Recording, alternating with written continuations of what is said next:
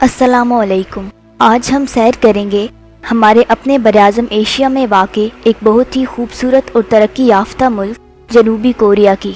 इसका पूरा नाम रिपब्लिक ऑफ कोरिया है।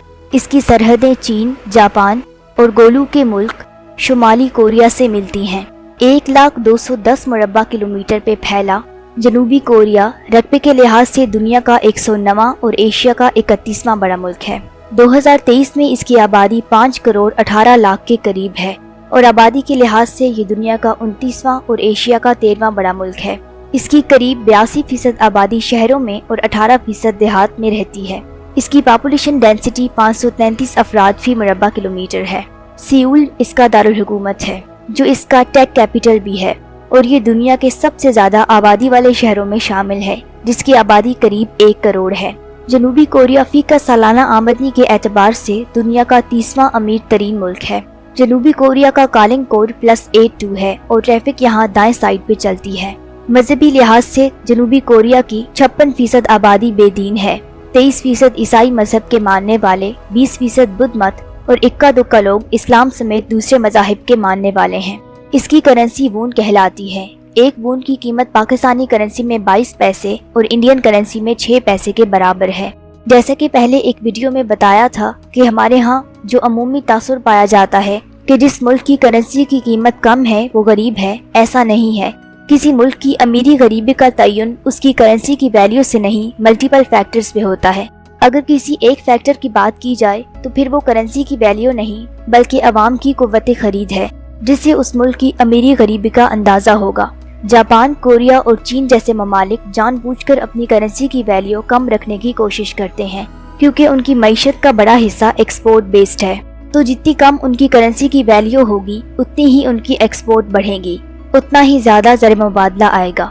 यानी करेंसी की वैल्यू कम रखने में इन ममालिक को फायदा है, जबकि हमारे जैसे मुल्कों को बेइंतहा नुकसान है, क्योंकि हम एक तो कर्ज के पहाड़ तले दबे हैं, दूसरा एक्सपोर्ट्स हमारी इम्पोर्ट्स की निस्बत बहुत ज्यादा है, क्योंकि हमारे यहाँ तो पहले वाली फैक्ट्रियाँ ही मुशर्रफ और शौकत अजीज दौर से मुसलसल बंद होती चली आ रही हैं, क्योंकि फ्यूल और इलेक्ट्रिसिटी बहुत ज़्यादा कास्टली होने की वजह से प्रोडक्शन कास्ट बहुत ज़्यादा बढ़ जाती है और हम साथ वाले ममालिक के साथ कीमतों में मुकाबला ही नहीं कर पाते। याद रहे, साउथ कोरिया हमारे साथ ही 1945 में आज़ाद हुआ था, बल्कि ऑफिशियली तो हमसे भी 1 साल बाद, जब 1948 को इनकी पहली आज़ाद हुकूमत बनी थी। 60 की दहाई में जनूबी कोरिया अपने तरक्याती मंसूबे पाकिस्तान की टेक्निकल मदद से बनाता रहा है। जैसा कि जनूबी कोरिया की डेवलपमेंट इंस्टीट्यूट के प्रोफेसर जा संग ने 2013 में हमारे प्लानिंग कमीशन के एक सेमिनार में बताया था कि जनूबी कोरिया इन तरक्याती मंसूबों पर सख्ती से अमल पैरा रहा, जहां मुश्किल हुई तब्दीलियां भी की मगर टारगेट से पीछे नहीं हटे। लेकिन दूसरी तरफ पाकिस्तान ने खुद किसी न किसी वजह से इन मंसूबों पर अमल ही नहीं किया।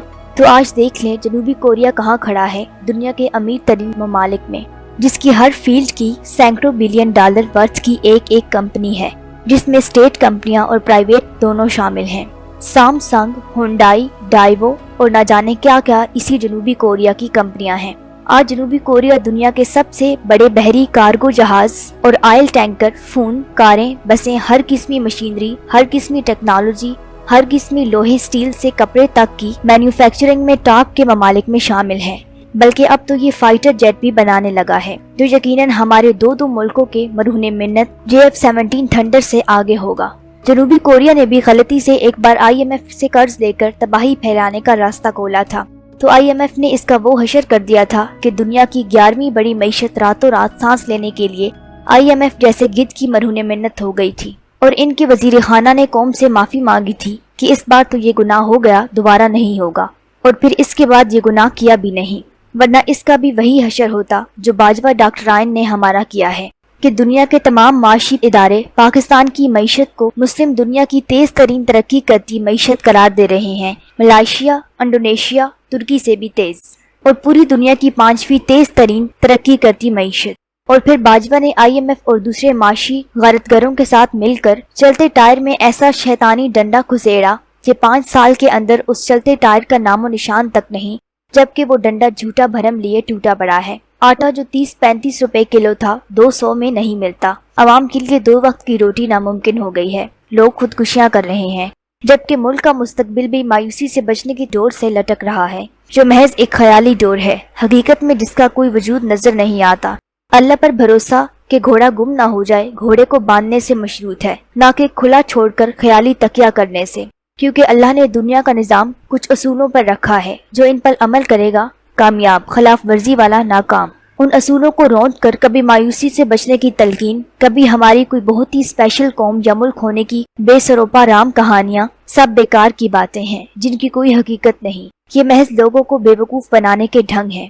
انبیاء کے بعد تو سب سے اسپیشل صحابہ کرام رضی اللہ عنہم اجمعین تھے، جن کی زندگی میں ہی خلافت راشدہ بھی ختم ہو گئی تھی۔ تو کیا ہم ان ہستیوں سے زیادہ اسپیشل ہیں؟ جنوبی کوریا کی آفیشیل لینگویج کورین ہے۔ 918 سے 1392 عیسوی تک جنوبی اور شمالی دونوں کوریاؤں پر گوریو ڈائناسٹی کی بادشاہت رہی۔ انہی کے نام پر اس ملک کا نام گوریو پڑا تھا، جو بدلتے بدلتے انگلش میں ٹرانسلیٹریٹ ہو کر کوریا ہو گیا۔ دوسری جنگ عظیم میں اس پر جاپان کا قبضہ تھا۔ جاپان نے جب اتحادی فوجوں کے ساتھ جنگ میں امریکہ سے ایٹم بم کھا کر ہتھیار ڈالے تو اس وقت آج کا جنوبی کوریا امریکہ کے زیر کنٹرول آیا، جبکہ شمالی کوریا پر سوویت یونین کا کنٹرول تھا۔ لہٰذا شمالی کوریا کیمونزم کے کیمپ میں چلا گیا اور جنوبی کوریا سرمایہ دارانہ جمہوریوں کی گود میں۔ جنوبی کوریا آج جدید ٹیکنالوجی میں بہت ایڈوانس ہے، یہاں تک کہ یہ پہلا ملک تھا جس نے 2012 میں جیل کی پہرے داری کے لیے دنیا کا پہلا روبوٹ تک بنا ڈالا تھا۔ جنوبی کوریا کی معیشت دنیا کی 12ویں اور ایشیا کی چوتھی سب سے بڑی اور مضبوط معیشت ہے۔ جنوبی کوریا میں عمر کا حساب کتاب دنیا بھر سے نرالا ہے۔ یہاں پیدا ہونے والے بچے کو پیدائش پر ہی 1 سال کا مانا جاتا ہے۔ ان کا ماننا ہے کہ بچے نے جو 9 ماہ ماں کے پیٹ میں گزارے وہ بھی اس کی زندگی میں شامل ہیں۔ جنوبی کوریا میں موٹاپے کو بہت سنجیدہ لیا جاتا ہے۔ یہاں کے لوگ اپنی فٹنس کا بہت خیال رکھتے ہیں۔ یہاں کے تو مرد حضرات ہی اپنی خوبصورتی نکھارنے کے لیے عورتوں سے بھی زیادہ خرچ کرتے دکھائی دیتے ہیں۔ ایک سروے کے مطابق جنوبی کوریا میں لوگ دنیا میں سب سے زیادہ پلاسٹک سرجری کرواتے ہیں، یہاں تک کہ اسے plastic surgery capital of the world کہا جاتا ہے۔ جنوبی کوریا میں کئی سخت قوانین بھی ہیں، جیسے 20 سال سے کم عمر میں آپ یہاں سگریٹ نہیں پی سکتے، نہ ہی شراب پی سکتے ہیں، ایسا کرنا غیر قانونی ہے۔ جنوبی کوریا کی سالانہ nominal G D P $1690 billion اور کم سے کم فی کا سالانہ آمدنی $34,000 ہے۔ جنوبی کوریا کا لٹریسی ریٹ 97.97% ہے۔ جنوبی کوریا افغانستان سے 4.5 گھنٹے آگے، پاکستان سے 4 گھنٹے، انڈیا سے 3.5 گھنٹے اور بنگلہ دیش سے 3 گھنٹے آگے ہے۔ اس ویڈیو میں اتنا ہی۔ ویڈیو اچھی لگی ہو تو لائک کر کے دوستوں کے ساتھ بھی شیئر کریں۔ کوئی سجیشن، کوئی کمی بیشی ہو تو بھی کمنٹ کر کے بتائیں۔ نیکسٹ ویڈیو تک اللہ حافظ۔ اب آئیے اس ملک کی لینڈسکیپ اور شہر دیکھتے ہیں۔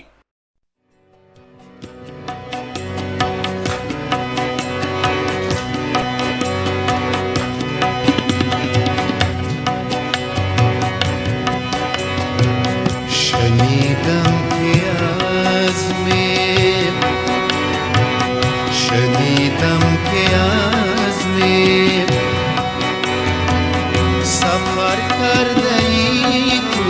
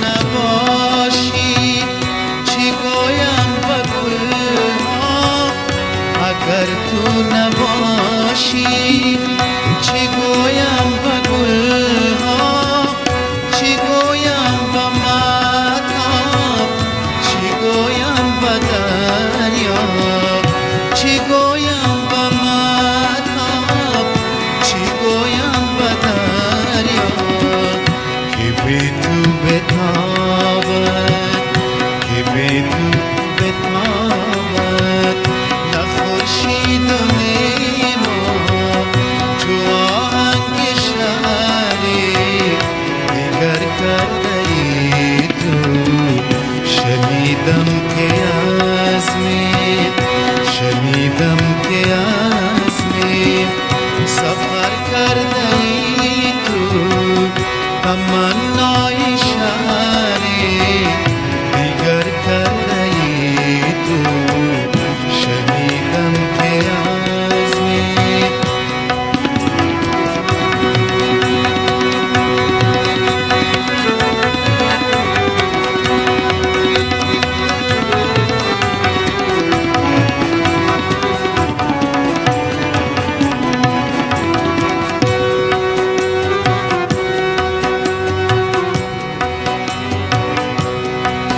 بیگانگی شده است در عالم مراد ما